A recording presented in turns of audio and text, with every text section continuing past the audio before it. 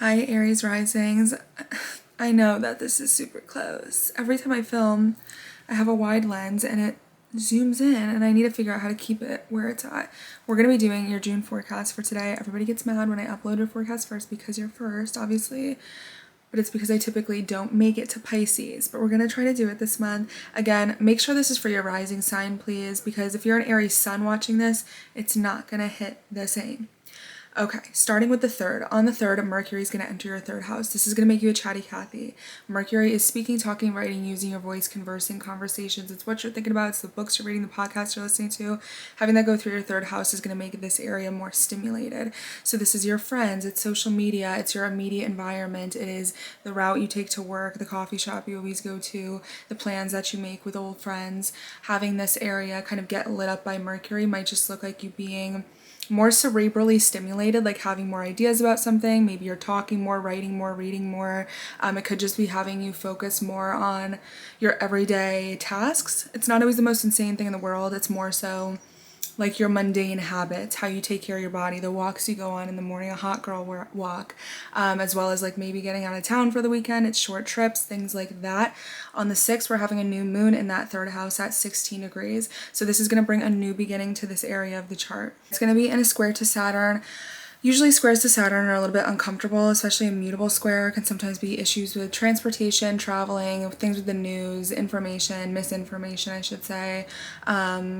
Disconnect with like the way that we're communicating with people. Starting that new beginning in your 3rd house of, again, like habits, routines, things that you're thinking about, your mindset, the way you're communicating with people, having that harsh edge to Saturn might be like a little tough love, might be like needing to tell it like it is, might be that the new habits that you're having and implementing, it's kind of like you gotta stop screwing around, like this is just what you have to do, like kind of sucking it up and doing the things that maybe you know you have to do out of responsibility and not necessarily what you want to do out of just instant gratification. But you will see this come full circle in about 6 months. On the 8th and the 9th, Venus and the Sun in your 3rd house is going to square Saturn in the 12th, so that, yeah, in your 12th house. So this is going to be a further extension of a little bit of discomfort, a little bit of friction, not for no reason. It's friction that inspires action and change and making a decision and doing something about it between your 3rd house of, again, what you're talking about, what you're thinking about, how you're conversing with people, the way you're going about your everyday thoughts, ideas, habits, routines, and how that's creating a little bit of conflict or tension with your psychological standing. The 12th house is your dreams, spirituality, your belief, your faiths, your subconscious mind. There might be a lot going on for you right now, needing to change your thoughts because of the way that you're perceiving something. I feel like this is less about your education. Some of you might be like starting a new course or doing something educationally inclined, but this seems to be more so about like your faith, manifesting, limited beliefs. It doesn't have to be so witchy woo woo, but it's saying like you might start to see how your subconscious mind and the things that you assume, the things that you believe deep down based off of the experiences you've had in your life and how that shapes your belief system is either helping or hurting your everyday life and needing to sort of strengthen what's going on in here, mentally, emotionally, healing, letting go, therapy, medication, whatever it is, in order to make the everyday work in your favor a little bit more smoothly. There could just be like a wake-up call. There could be a harsh sort of conversation. There could be something where it's like you got to get right with yourself or somebody else, needing to take yourself more seriously when it comes to your mental health, your mindset, where you're standing psychologically. On the 9th, there could also be travel issues if you already happen to be like on a trip, or if you're having car issues already or something like that. On the 9th, Mars is going to enter your 2nd house. This brings a lot of action, assertion, aggression, changes, excitement, catalytic energy to your financial sector. So yes, Mars can sometimes bring challenge, strife, obstacles, where we have to confront something, where there's a lot of changes or endings happening, but it typically picks up the pace. It's like, okay, let's get the ball rolling in this area of the chart.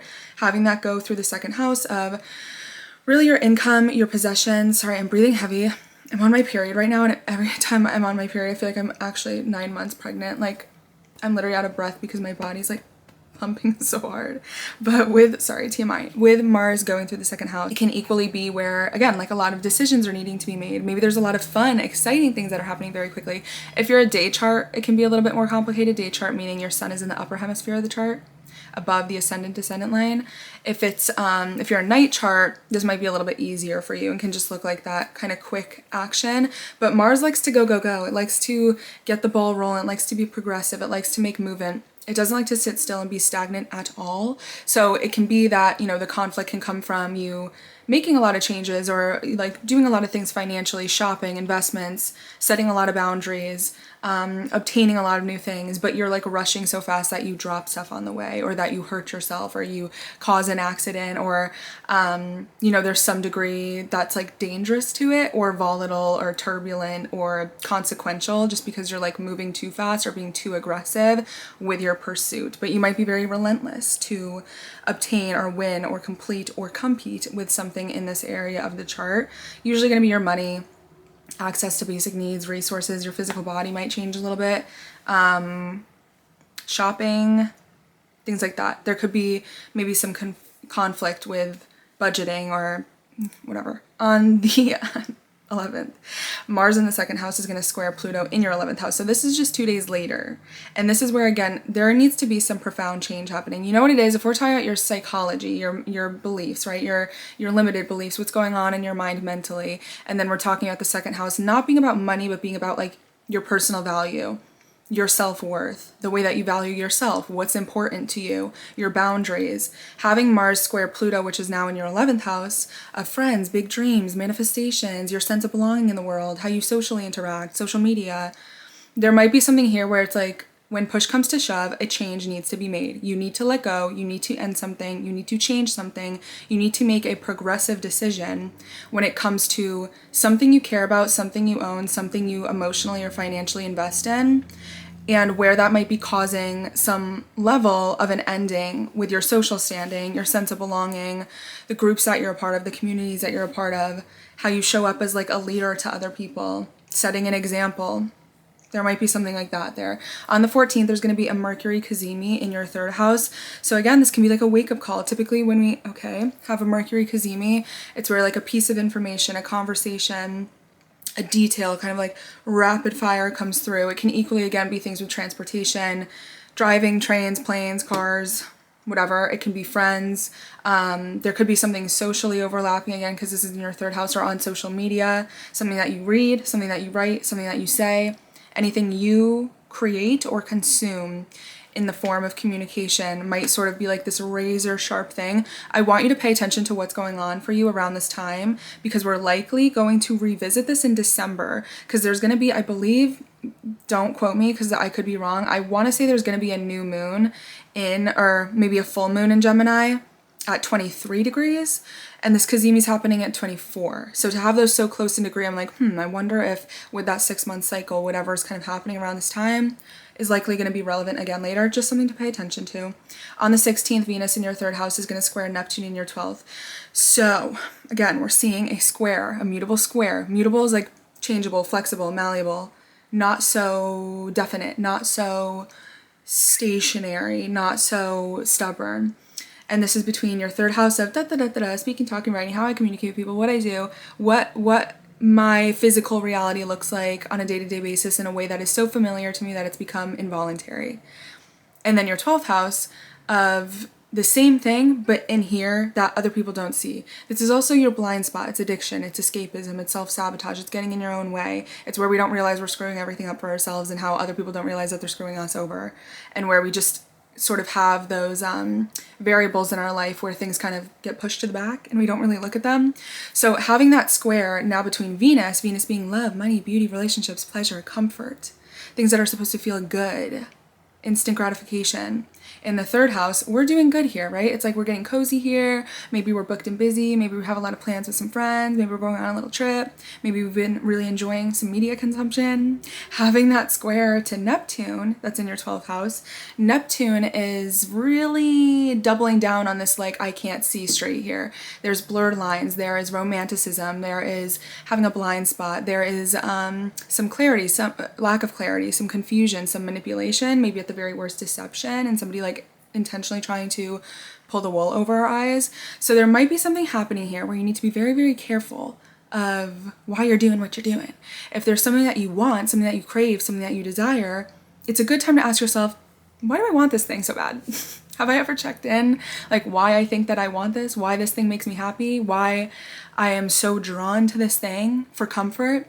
And the reason I say to be careful is because Neptune Venus squares typically are where we like don't realize we're literally like snowball momentum building into like a pit because we're not seeing something clearly. We're not seeing the bigger picture entirely too clearly. The best example of this is like falling for the tricks of somebody who you're dating and like they're literally playing you, or they're just so obviously bad for you, or this person just is da da da da da and they don't follow up with their actions, and that sort of like haziness, la la la, I can't see it, I can't hear it, therefore it's not real thing happening in your 12th house is what's going to screw you over. So you want to pay attention here to really not falling for blurred lines, lack of clarity, confusion, manipulation, the intoxication of something, seeing the world with rose-colored lenses when it comes to what you're saying, what you're doing, what you want, what feels good, and the habits and the decisions that you're making on a day-to-day basis. There can very likely be something that's very misleading today.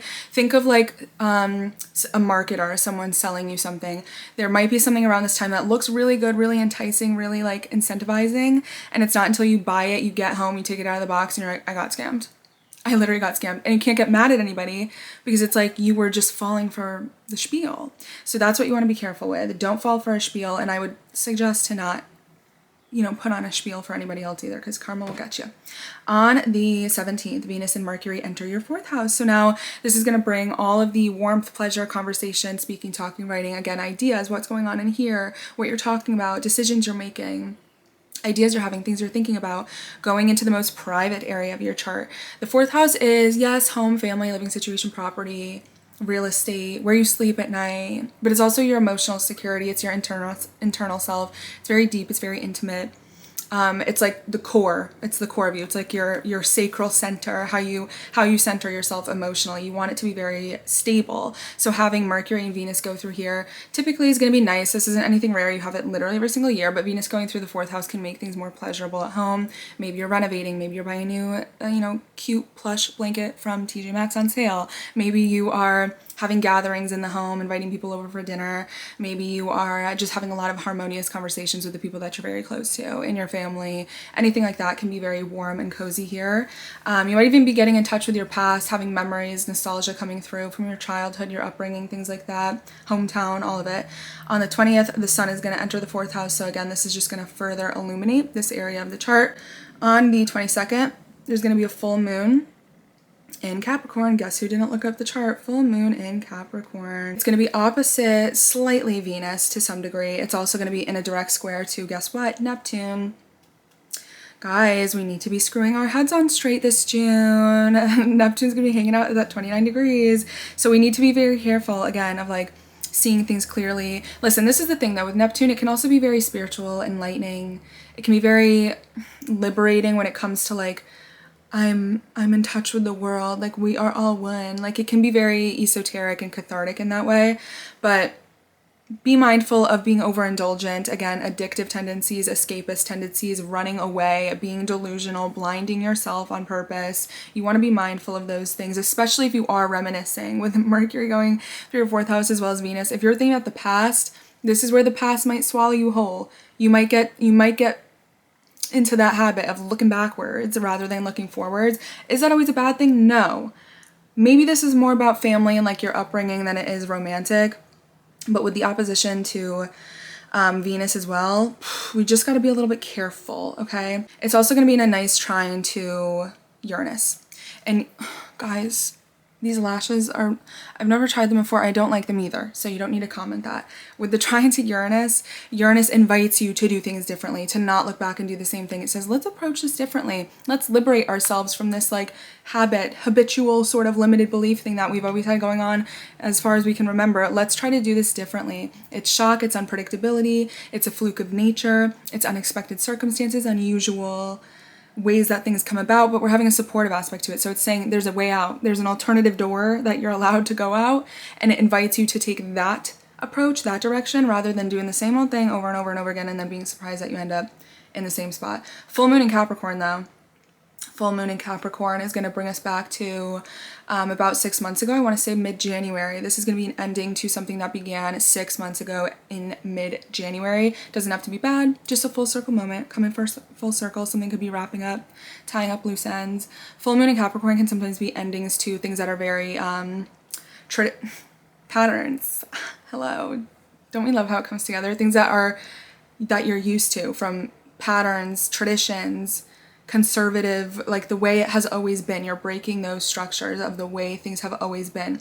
You're not breaking them recklessly. You're just creating new habits, new approaches, things that are still very stable, but innovative in your life rather than the same old cycle. I know I keep repeating myself, but that's what I'm getting here. With a full moon ending in Capricorn, I think a lot of this too, Capricorn makes me think of the past and memories as well. It's like the life that came before you, the family that came before you, what was established into what you were born into. This is in your career sector though, so this is a full circle moment happening at the height of your chart that other people can see. Maybe an accomplishment, a career advancement, a promotion. It's not always going to be like the best thing ever either, but there's something, like you probably started a project or a goal or an accomplishment 6 months ago and now you've completed it. That sort of thing can be happening here. Why do I always record these right when I literally have to go to an appointment? On the 22nd, Mercury in your third house is going to square the nodes. There can be a fated conversation, a fated piece of information, again, another breakthrough, another revelation. There's a lot of things with Mercury happening this month that's very sharp, that's very like, and gives you something to work with, whether it's like an epiphany that you're having, a breakthrough, an idea. It's like the conception of getting from point A to point B, an idea, and then you talk about the idea, and then you do the things that make the idea happen. Idea completed, you're at point B. A lot of that is happening this month for you, but it's in the more private areas of your chart. It might be something that you're doing behind closed doors, privately, with like your internal self. It might not be changes in your physical circumstances right away. On the 23rd, the sun is going to enter your 5th house. Yay! The sun is going to be going into your 5th house. The sun is going to illuminate your 5th house of love, sex, romance, children, pregnancy, entertainment, singing, dancing, art, music, comedy, things that feel good, pleasure. It's romance. So I like that romance is coming into the picture for you. Please keep your blinders on and make decisions that aren't the same as the ones that had put you in a bad place. New ones that feel good and exciting and stimulate your ideas, right? That North Node's still in your 1st house. You gotta put yourself first this year and into next year too. We still got some time with that. On the 26th, Venus is gonna square the nodes. So this might even be a callback to the 22nd when Mercury squared your nodes, but instead of Mercury, which again is communication, this time it is Venus, which is again love, money, beauty, relationships. So it looks like the last week of the month is really going to bring beauty and pleasure and relationships, love, sex, romance to the surface. This is probably where I'm going to start seeing the pregnancy blinkers coming off if you want, once we see things move into your 5th house. But again, these are things you have every single year. So every single year it's likely that you're not getting pregnant. Some people might, but it's going to bring a sense of that good old summertime feel good energy to you. On the 29th, we end the month with Saturn retrograde in Pisces in your 12th house at 19 degrees until September. Saturn retrograde, I always say this time of year is where we start to see the karma, I can't think of the word, scales tilt. God, I wish I had more time to talk about this. We know that Saturn is discipline, restrictions, challenges, learning through tough love, learning through having things taken from us, comfort taken from us in your 12th house of your belief system, your faith, your psychology, your limited beliefs, the past, needing to heal, needing to let go. It's a slower transit. It's about 3 years. So having this here in your 12th house is kind of bringing that dry, desert tumbleweed energy to what's going on psychologically. That doesn't always have to be bad. You're getting strengthened in this area, but usually that strength comes from tests. Having that retrograde station, I would say, kind of slows down the harshness of it. We kind of melt like a little popsicle into summer once the outer planets start to station retrograde. Things start to slow down and dull, and we get to reflect and look backwards. You might find that happening. I believe it's going to go direct into September or November. It's September or November. It's November. It's November. It's the middle of November. Okay, Saturn's going to station direct in the middle of November. And that's where we will kind of revisit all of the backtracking that we're doing now. Saturn is retracing its steps, and we will revisit them later. Okay, I love you guys so much. If you want to book a personal reading, kmoney.biz. Give me some time. Give me some time. Give me some time. If you need to book right now, if it's an emergency or something, DM me and I'll see if I could do like a rush thing for you. But I'm very booked right now. I love everyone. If you guys are waiting for me, thank you for being so patient. I cannot thank you enough. I'm literally just overwhelmed with a lot of orders right now. But anything else that you need, kmoney.biz, ebooks, the intro to astrology, all that. Podcast coming out soon. Follow me on everything at Young Kales, YUNGKALEZ. Young Kales Champagne. They know the face, they know the name. On everything. And I don't have any backup accounts. And you can email me at kmoneyenterprises@gmail.com and follow angelsanonymous.co on Instagram. I will talk to you guys soon. Love you guys so much. Have a good month.